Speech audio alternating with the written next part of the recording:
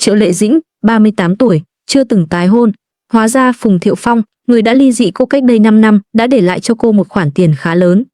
Hình ảnh cho thấy Phùng Thiệu Phong đưa con trai đi chơi, luôn nắm tay con, rất cẩn thận và không rời khỏi bên cạnh.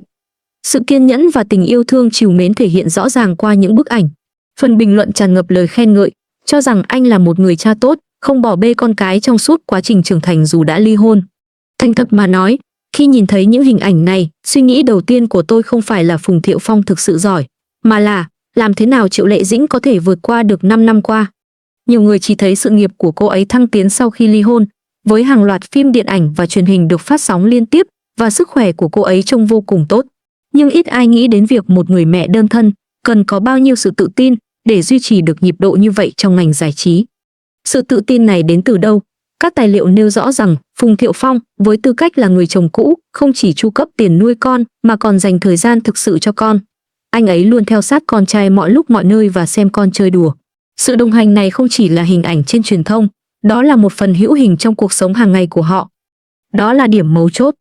Ngành giải trí có quá nhiều vụ ly hôn, một số cặp đôi xé nát nhau, một số thì không bao giờ nói chuyện với nhau nữa, và một số thì dùng con cái làm con bài mặc cả trong các tranh chấp.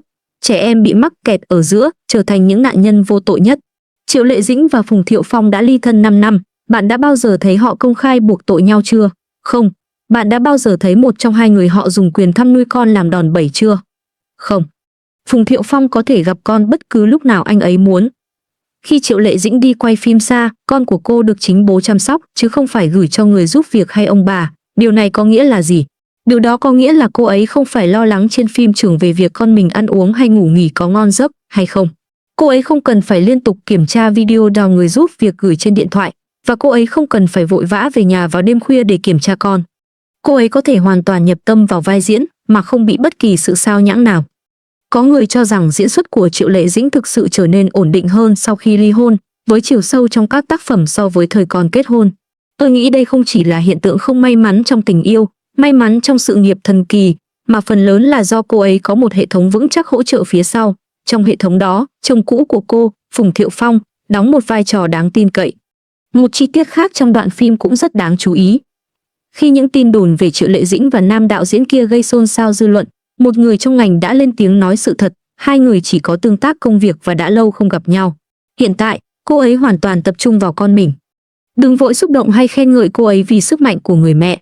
Ngược lại, tôi nghĩ điều này càng minh họa rõ nét một kiểu tàn nhẫn khác.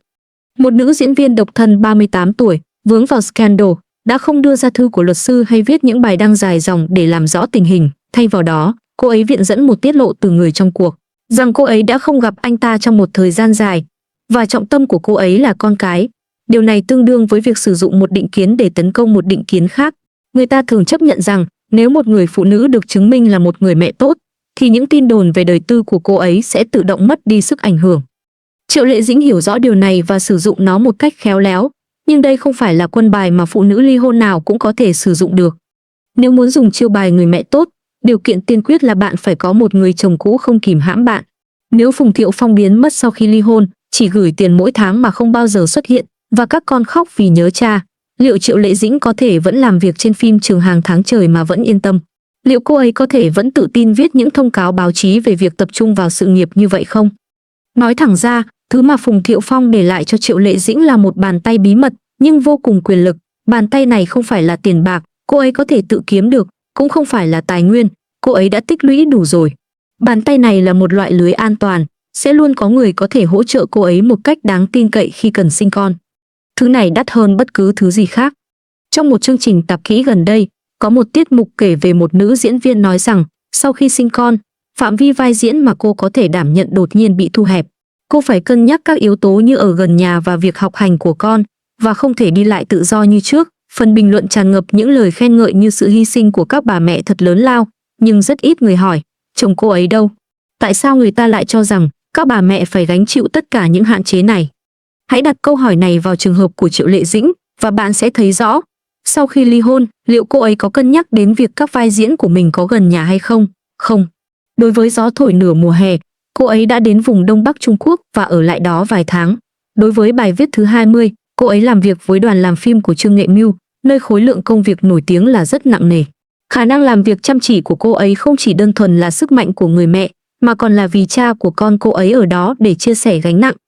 Đây mới chính là phẩm giá đích thực. Nó không phải là việc nói chúng ta vẫn sẽ là gia đình trong một buổi lễ ly hôn, mà là về 5 năm hỗ trợ lẫn nhau một cách nhất quán. Khi anh trên chị bận, tôi trên em sẽ giúp. Khi tôi trên em bận, anh trên chị hãy chăm sóc con. Không cần giao tiếp, không cần lòng biết ơn, bởi vì đứa trẻ vốn dĩ là con của chúng ta.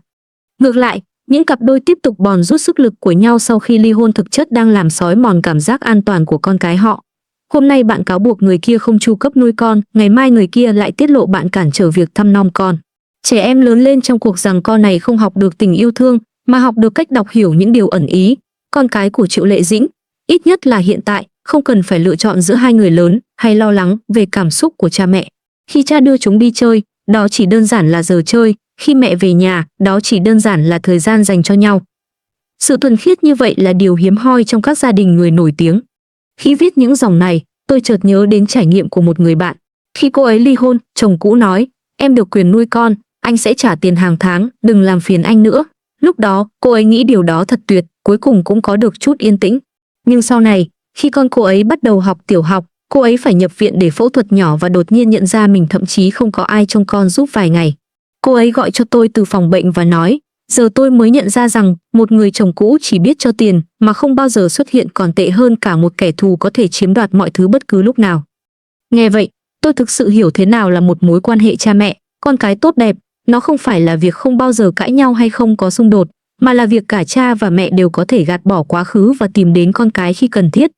Triệu Lệ Dĩnh rõ ràng là người may mắn. Phùng Thiệu Phong có thể không phải là người chồng tốt nhất, nhưng chắc chắn là một người cha mẫu mực. Nội dung phim miêu tả ánh mắt anh ấy đầy yêu thương và trìu mến dành cho con trai, điều đó không thể giả tạo được. Việc một người đàn ông có yêu thương con mình hay không chẳng liên quan gì đến danh vọng hay tiền bạc. Đó là bản năng và cũng là một sự lựa chọn. Triệu Lệ Dĩnh đã đưa ra lựa chọn của mình. 5 năm sau khi ly hôn, cô ấy vẫn chưa tái hôn, dành toàn bộ tâm sức cho sự nghiệp và con cái. Một số người cảm thấy tiếc cho cô ấy, cho rằng phụ nữ cuối cùng cần cảm giác thuộc về một gia đình. Tuy nhiên, tôi nghĩ rằng giờ đây cô ấy thoải mái hơn nhiều người trong những cuộc hôn nhân chỉ mang tính hình thức. Cô ấy không còn cần phải đối phó với một mối quan hệ tình cảm phức tạp, cũng không cần phải vất vả cân bằng giữa gia đình và sự nghiệp. Cô ấy chỉ cần tập trung vào hai điều, trở thành một diễn viên giỏi và một người mẹ tốt. Còn việc liệu cô ấy có tái hôn trong tương lai hay không, đó là chuyện riêng của cô ấy. Nhưng có một điều chắc chắn, cô ấy đủ tự tin để dành thời gian lựa chọn, hoặc thậm chí không cần lựa chọn gì cả. Bởi vì cảm giác an toàn của cô ấy không chỉ đến từ hôn nhân, mà còn từ sự nghiệp, con cái và người chồng cũ, người mà dù đã ly thân nhưng vẫn luôn đáng tin cậy. Dành đủ tình yêu thương của người cha cho con cái đồng nghĩa với việc cho người cha đủ không gian riêng. Phùng Thiệu Phong đã làm được điều này, nhưng nhiều người khác thì không.